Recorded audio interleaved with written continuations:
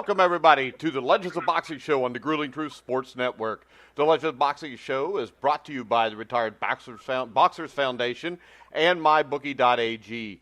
I'm your host for the Legends Show, Mike Goodpaster, and our guest today fought George Foreman for the heavyweight championship.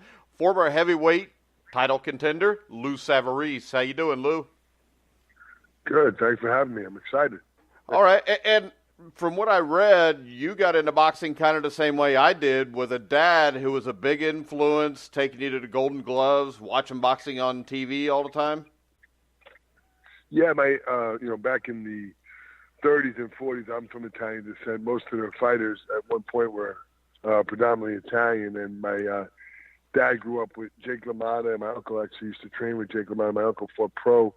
So it was kind of, something I was brought up in. And my dad, he used to take us to the Golden Gloves every year. It was really cool. I remember, this is when the Golden Gloves was really big, the New York Golden Gloves, and it was so much fun. But he didn't really want us to fight. He wanted us to be educated. And so my two brothers and my sister, all three went to college, but it did not work out for me. And finally he said, you know what? I kept having altercations. And he said, you know what, let's do it anyway. So, and he supported me once I got into boxing. Yeah, from doing that since a young age, it had to really be special to you to go up and win 2 New York City Golden Glove titles. That was the epitaph. I mean, that was, for me, in the amateurs, it was so cool because there was so much history behind the New York Golden Gloves, and when I was fighting in it, it was, you had just amazing guys. I look back not too long ago, the second year when I beat Alex Stewart, there was, of the 11 guys, I think like 7 of them went on to be world champions. So it was such a, really prestigious thing to do to win the gloves back then. Yeah, and back then, especially from like the 70s, 80s, the amount of quality boxers, amateur-wise, in the United States was, I think, unparalleled. Yeah, I mean, now it's sad. It's so sad. I own a boxing gym too down here in Houston, but it's sad to see how how dissipated it is now. Not that many kids are doing it. And I think for a multitude of reasons, but it's sad that the Golden Gloves, when I fought in New York, they would sell out the big room every year. And now I don't even know if they have it at the big room anymore for the finals. No, I think the last time, because I remember watching it, because you can find them on YouTube, the old Golden Gloves shows. And like 85, wow. 86, they're at Madison Square Garden. I think Randy Gordon or Bert Sugar, one of those guys, is there calling it. Yep. And there's 20,000 people in there. No, it's crazy. It was sold out. I mean, it's such a big deal. And I remember going as a spectator as a kid and, seeing amazing guys. And then, it's Breland and then seeing Riddick Bowe. There's so many great fighters that came out. Aaron Davis, I think, go on forever. Cooney, yeah. Jerry Cooney. So many guys, yeah. Yeah, I think Cooney won 5 and Breland won 5. We had them both on the show. I think Cooney won 2. I think Cooney only won 2, I think. But I know Breland won 5. Breland had held the record for yeah, I knew Breland had at least 5, didn't he? Yeah. I think Breland won 5. He had the record. And there was another kid, Davey Villar from Yonkers, that had like 5 too, I think. But I think Cooney had 2. I had 2 of the sub-novice and open division, I think. Yeah, I remember even sitting around on a Saturday afternoon back in the late 70s, early 80s, and you'd see the U.S. against Cuba, you'd see Teofimo Stevenson, you'd see guys like Alex Ramos knocking out Cubans in one round, and it was great. Which was rare. There wasn't too many people knocking out Cubans, but I remember Alex Garcia, a heavyweight, who was my roommate in the Olympic Training Center. I saw him on Wild World of Sports get knocked out by Teofimo Stevenson, which was nothing to be ashamed of. Stevenson was a beast. Yeah. So then what came into your decision to turn pro? Was there ever you wanted to try to get to the Olympics or anything, or was it basically just you wanted to turn pro? That was my goal. I mean, at that point was to get to the Olympics. I lost to Riddick Bowe in the semis or the quarters. I lost to him to go to the Olympics, and so that was, at that point in my life, it was devastating because my dream was to get to the Olympics, but Bowe was such a better fighter than me at that time. I didn't have that many amateur fights. I had, I think, total 28 or something, but Bowe, people don't realize that Bowe won the junior Olympics at 147, so he had been fighting a long time, and he was just a great fighter, and I was in way over my head back then. Yeah, Riddick Bowe's very underrated, but a lot of that's just because he didn't take care of himself. Mental skit. Yeah. he should have been. And I'm a fight historian, but I put him. He should have been probably, if not the best heavyweight, one of the top 5 ever. He was a freak of nature. He was super strong.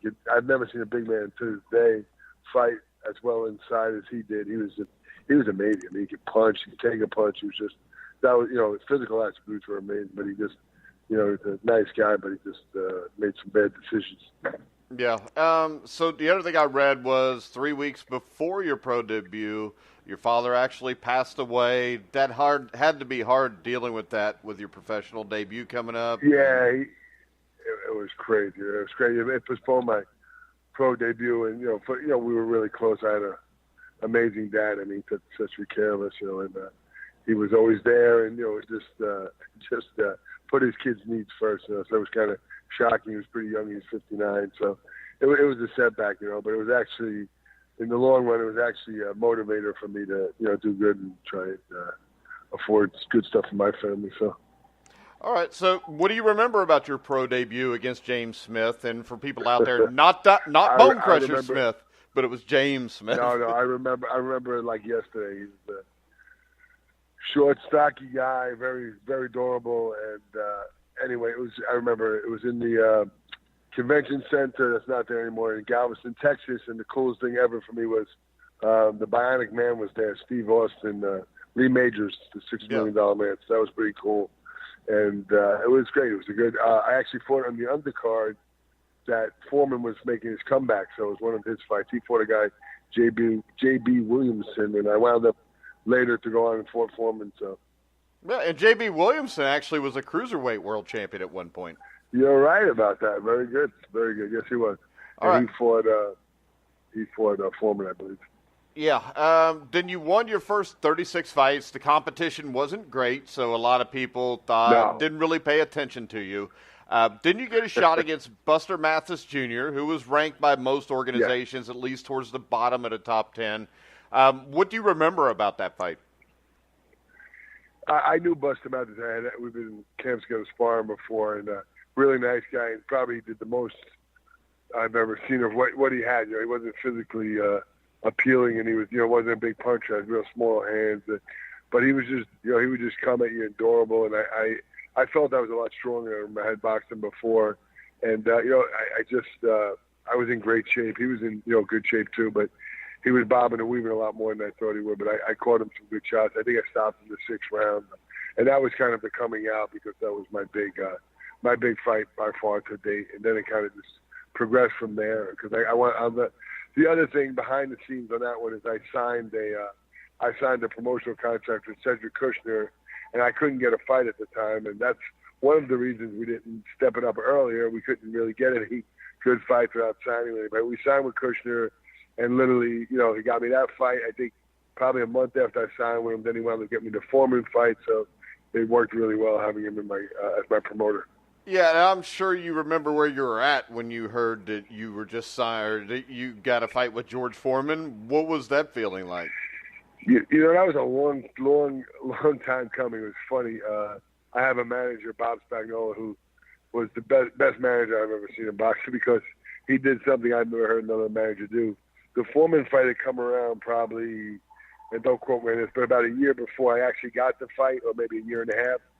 And they were offering us a couple $100,000, and to me that was $5 million back then. And I was like, "Let's take the fight." And Bob said, "No, you can't do it." He said, "I'm not going to support you in this." He said, "Just wait. The fight will be there again, and you'll be in a lot better position. You'll be ready for the fight. That this is a little too early in your career." So it was really neat on his part that he did that, and I respect him for that. For we're still good friends, but and sure enough, like he said, the Foreman fight came back around. Probably a year and a half, 2 years later, and I wound up making double the money. So it was a good move, and I was ready for the fight. It was a great fight. Yeah, it was. You could have fought that fight in a phone booth, and I don't think anybody in George Foreman's corner, including George Foreman, expected you to be that tough for him. What was it like fighting Foreman? No. What was it like getting that power? You see, interesting enough, I had done not a lot, but I've been in camp with Foreman twice before that, so and that really played great for me. And I don't even know if he remembers me because there were so many guys that being camp. Yeah, because I think on HBO They said that you had claimed that you'd sparred like 40 rounds with Foreman and asked Foreman about it and said he didn't remember you. At least 40 rounds, at least 40 rounds. I was in two different camps with him. I was in camp with him, the whole camp for Alex Stewart, and I was in camp with him. I can't remember who the other guy fought with, but I was up there a bunch of times. But it was great for me because I realized that, you know, I learned more sparring from Foreman, more you know, things that helped my career than anybody by far, any five guys. And the biggest thing I learned is that, you know, you look at Foreman in his earlier days, he was an Adonis. I mean, put together, and the knock on him, he couldn't go, you know, 4 or 5 rounds because he threw his death on every punch. Then fast forward 20 years later, he's built like Abdullah the Butcher, and he can go, he didn't get tired. He would spar with me and 6 other young guys. He would do this, and he wouldn't take a rest in between. I never seen anybody do that before. And you knew he was in better cardiovascular shape when he was younger, but sure enough, he was just so relaxed in there. So that's how I knew guys would just burn up their energy when they fought him or even spar with him. He would just, some rounds he wouldn't throw, you know, maybe 5 punches, and he would just keep backing you up, making you fight, you know, and it was good for me because I kind of knew what I was in against. But, you know, he's so strong. He's a freak. I mean, he's just a big, strong guy. But it was a close fight. He could have won either way. And anyway, he's a tough opponent. All right, so did fighting Foreman, I mean, how did that change your life? I mean, people had to perceive you differently after that. Yeah, I think it was something, I can't remember, there was like 21 boxing writers and 19 picked me to get knocked out or something. So it was a big, you know, even in losing, I won because it was a very close, controversial fight, people felt. But, anyway, you have to beat Foreman decisively. He's a big name, and he had, you know, the best cornerman ever in boxing in his corner. Angelo Dundee, and he's so smart, man, you know. And I love Angelo. He's one of my favorite all-time friends, and great guy. And he's just so smart in the corner. He, you know, he had the referee. They took a point away from me, and Georgia was against him, but it was all Angelo. He's so smart in the corner. What a great guy he was. But, you know, so it was huge. I mean, even though I lost, I still won because it just put me into a whole different stratosphere. All right, the next up, you fight on HBO. I think it was Boxing After Dark against David Izon. You fought well the first couple rounds. I thought the fight was even through 4. He catches you in the 5th round. And this was a big fight because I think they were looking at possibly putting you in against Lennox Lewis after this if you won. Yeah, absolutely. And that one, it was Izon had heavy hands, and he was a tough guy. I didn't know anything about him. What people don't, I took that fight. I was supposed to fight Shannon Briggs. We were set, contract signed, and I guess about 2 or 3 weeks before the fight, Briggs pulled out of the fight, and they put Izon in, and that was the kiss of death. You know? Yeah. I was in camp for 3 weeks getting ready for Briggs, and so anyway, Izon, he was a real durable, tough guy, and he caught me, man. It's part of boxing. He was a big puncher. He caught me real heavy hands and could take a punch too. I caught him some good shots early on. It didn't faze him, you know. He was, had a good amateur pedigree too. I think he represented Nigeria in the Olympics. But anyway, it was, you know, at that time it was so, you know, it was big, huge disappointment in my career because we're coming off these, you know, win and then to have another loss like that. It was not good. Yeah. Then you get back on the winning track. You beat an older Buster Douglas.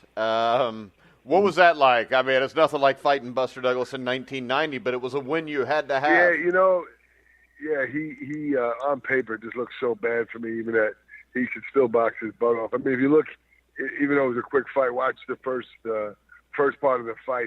His jab was unbelievable. I mean, it was just even that fight, he looked quick. Gil Cancer was saying, and I was like, oh man, this guy. But it was crazy that was the first time ever in my career we trained exactly for him to do something. I had a new strength coach, this guy Tim Hallmark, and literally the whole camp, probably 6 weeks, we just trained on him throwing the jab and bringing the jab back. We put all our eggs in one basket. And he did that, and he did it, and I knocked him down. I was more surprised than him, and I was like, wow. And, you know, he did it. We just couldn't understand why people didn't, what's the word I'm looking for on that? But, you know, they didn't capitalize on that, bringing that hand back low. And we caught him, and we did it the whole camp. I did a bunch of strength and conditioning training, something called plyometrics on how to just slip that jab and come back when he did it. And sure enough, it just worked perfect. And I was really strong and a lot bigger for that fight. It seemed to work really well. Yeah, and then next up, you got a big win over Lance Mount Whitaker, which I think, really put you back in play. Man. Yeah, he was a big dude and undefeated at the time. And he was another underrated guy, I think. I mean, if I didn't beat him, he hurt me in that fight, and I took a knee. And it was just experience that won that fight. He threw, after I took the knee, I got up, and he probably threw, 70 unanswered punches, but he was so tired after that, I was able to win the next, I think, 4 or 5 rounds pretty easy. So we won the unanimous decision. But he was a formidable, tough guy, man, really big, strong dude. Yeah, and now, what were your first thoughts when you were offered the Mike Tyson fight? Or no, wait a second. I forgot about Michael Grant. No, Michael Grant. And I remember okay. that I heard that you actually negotiated your own purse for Michael Grant. I did. It was actually, it's one fight I look back, 2 fights I regret, and just for 2 different reasons. But Grant, I was banged up. My manager called me at the time, and he said, he wasn't a boxing guy, he was a businessman. He said, "Hey, listen, we got you to fight, the Michael Grant fight." This is verbatim what was said to me, and I said, "Listen, I can't fight Grant right now. My shoulder was all banged up."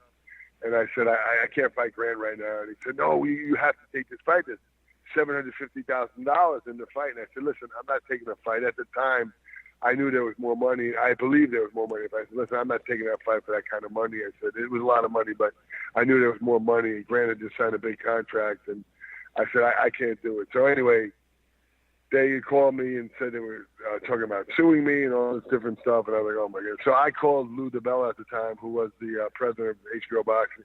And I said, "Hey, Lou," I said, what's in this fight for the opponent? He said, we can give you $1 million.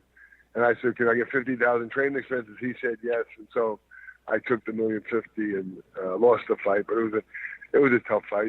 He's a good fighter. Grant was a big physical guy. I wasn't the best. I was in good physical shape, but my shoulder was, I couldn't get the jab going at all with him. But, he won, and he was the better fighter that night. Yeah, and then, like we said, the offer to fight Tyson. How did that come about, and what were your first thoughts when offered it? Well, I was excited the first time it was offered, but I don't know if you know, but I think it probably took about 1.5 years for it to finally happen. He got arrested. It was crazy because when we first negotiated the fight and got it done, or believed it was done, was my son. My wife had gotten pregnant with our first child, and it was going to be awesome. I think he was going to be born, and then I had like 6 months or 7 months to train. But he kept getting postponed. He got in a fight or arrested or something. I can't remember what happened. But anyway, I wound up fighting about, I can't remember, maybe about 3 weeks or a month after my son was born. It was really hard for me. I was really, but listen, Tyson's an incredible finisher, and his style is perfect for me. I felt I could have went on. He dropped me, but I've been dropped plenty of times before and come back and won. But listen, he's a great finisher, and I got somewhat of my marbles left, so that's a good thing. Who knows? I could have got hurt or something more. But so anyway, that's it. It was disappointing, obviously. But now, after the loss to Tyson, did you face any family pressure to retire, especially since you just had your son born? No. Yeah, I got pressure after the Grant fight from my brother. Said he was never going to talk to me again about sport again. He wouldn't go. He never went to those of my fights. And he's my idol, my older brother. But it was for all the right reasons. I look back. If that was him, I would have been mad at him too. But they just did it because they care about you, not because of any other reason. But I did get family pressure, But when as fighters. But the Holyfield fight was fun to train for. It was a good fight, and he came to fight. I underestimated him a little bit. He was in great shape. It was exciting though. Yeah, I'll tell you, I actually paid for that on pay-per-view. And my wife's like, "Why are you doing this?" Yeah, it was a good fight. It was actually a good said, fight, man. Because it's Lou and it's Evander, and I haven't seen either one of them in too many bad fights, but it ended up being a damn good fight. Yeah, it was a good fight. He's got so much heart.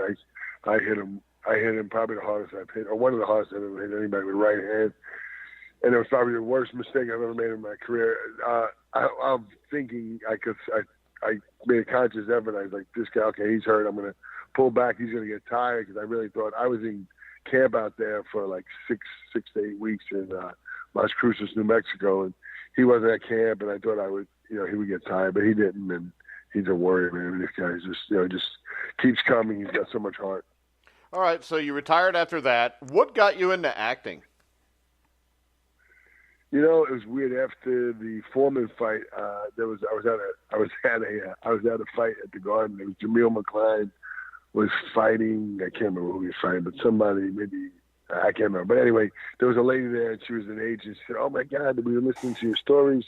You either got to write a book or get some acting." I was telling stories about raising, and she said, "You should write a book called Tough Guys Change Diapers Too. Your stories are so funny." Or you should get into acting. So anyway, she had hooked me up with William Morris, who was at the time probably still is the biggest acting agency. Yeah. And I signed with this guy there, but I was never available for that. But after my boxing career ended, I was living in New York and I was available. So it was cool. It was fun, and not my thing so much, but it was fun. It's great experiences. All right, and tell us a little bit about Savarese Promotions. I know you got some boxers down there in Texas. Yeah, we do. This has been fun and hard. It's easier to box than to promote people. There's a lot more moving parts, but we got some good guys. We got a Russian kid, Medzhib Bektimarov, who's he lost to Alexander Brandt, a really close fight, and he had dropped him the first round, and I thought he had him out, and wound up losing a split decision. And it was a good. I think it was a good decision, but he's just a big, strong guy. So we're trying to get him back, back with somebody. He's fighting, smaller guys, but he's got a pretty big fight coming up against. It should be a good fight. The guy's a spoiler. Guys out of Texas too. I can't think of his name. He beat Cedric Agnew and light heavyweight. You would know the guy's name if I said it. Can't remember his name. He's out of Dallas. But so we got that. We got a couple of really good young fighters. So we're excited about that. I've been doing the shows down here. I have a lot of good sponsors, and everything's going pretty well. We have another kid. He's not signed with me. He was signed with Top Rank, and they cut him. Top Rank let go of a lot of fighters. They let go of Arturo Marquez, Raul Marquez's son. So he's been drawing big crowds down here too. Yeah. What was it that made you want to get into the promotional side of it? Down here I have so many contacts in Houston, and when I moved back here I was in the construction business. I moved back here. It got real slow, so I came back down here and started GCing my own jobs. It was a good way to supplement some income and cut back on the expenses. But it was just a natural. I had so many contacts down here, and good, so it was easy to network with people to get sponsors. That's the only way to do it now on a smaller level, is to have good sponsors. Yeah, and those are hard to find, especially now. And when you look at boxing, I don't think boxing is as bad off as a lot of people say it, especially when you look overseas. Are there any fighters that if they're fighting, there's no way you're going to miss watching them fight? I still love the heavyweights. I mean, I love Canelo. He's just I've tried to get out to all his fights. I just like the kid. I think he's he's exciting. He's getting better every fight. It's interesting. I just like his style, and I like watching him fight. And he draws such huge crowds. And he fought down here at the baseball stadium and did really well before the who do you fight down here? The guy, and Wolf was his trainer, Barry. Yeah, Kirkland. He said it. Kirkland, you got it. Good job. Yeah, Kirkland. But I took a bus with a bunch of guys. Actually, Mario Lopez, the actor, came with me. We took a bus from Houston to see him fight Austin Trout. That was a while back, but I really like him. I had to watch him, buddy. And then, some other guys, but he's retiring now. But probably I'd say Canelo is my main guy. I like watching. Yeah, and you talked about the base. I'd really love to see Triple G Canelo at either Yankee Stadium or Dodger Stadium. Oh, that would be so cool. That would be really cool. But they're probably going to have to take care of it. I saw a fight at Jerry Jones Stadium. Who was that? That was Pacquiao, and that's a while back. Pacquiao and the kid from the Bronx. Yep, good call. Yeah, okay. And he was a beast. Pacquiao made him look so regular. But I used to train with him in the Bronx Club. He was a really tough guy. So what's your take on Anthony Joshua and Deontay Wilder? I think Joshua has a better pedigree. I have guys, a lot of guys that spar with Wilder. They say he can really punch. He's strong. He doesn't take the best punch, but who knows? We'll see. I mean, it should be, just on girth alone, it should be a pretty exciting fight. Yeah. All right, Lou, it was great having you on the show. We'd love to have you on our weekly show where we break down the fights coming up sometime. I mean, you could talk boxing. Maybe I see you know your stuff. This is fun. Well, we'll definitely have to have you back on then. I can go all the way back to the 20s and 30s of New York. New York was my dad used to have fond memories of hearing New York boxing stories. Well, I can tell you this. We also do an old-time boxing show. We could do something on, the great Italian fighters of the 20s and 30s. Oh, that would be fun. There was a couple of dozen of them. No. So, all right. I'll be in touch then. We'll work something else out and do something again. So nice talking to you. All right. Great. Thanks a lot, Lou. How do I get to hear the show? What I'll do is when I put the show up here in a little bit, I will send it to you in a text. All right. I want to let everybody know, so I'm going to tell everybody I want to keep listening to the show. This is fun. All right. You got a Twitter handle? Are you on Twitter? No, I don't. I'm a dinosaur. I'm still come trying on, to get my Lou. Betamax to stop You can't do boxing promotions without Twitter. I don't. I have girls that do all that stuff. Are you on Facebook? I am. I'm on Facebook. And I just recently got on. What's the other one? It's embarrassing. The other one, or Instagram. I'm Instagram. So. I've got an Instagram, but I got somebody that runs it for the show. I have no clue about that stuff. Well, let's do the What's your Facebook? Just Mike Goodpaster. Goodpaster. So look me up on there. That way I could tag you in it when I put the interview up also. All right, Mike. Thank you. Keep up the good work, buddy. All right. Thanks a lot, Lou. All right, guys, I want to remind you we will be back in an hour and a half with Sean O'Grady, former WBA lightweight champion. Also, you can check out our interviews, our past interviews with George Foreman, Larry Holmes, Mike McCallum, just about anybody you can think of, and anybody you can think of we haven't had on. Keep listening. We'll have them on. I want to thank the Retired Boxers Foundation, Alex Ramos, who was a big part of that. Also, Shelley Williams, Jackie Richardson. I want to thank all these people for helping us get these great guests. So, for Lou Savarese, I'm Mike Goodpaster. You've been listening to The Grueling Truth, where the legends speak.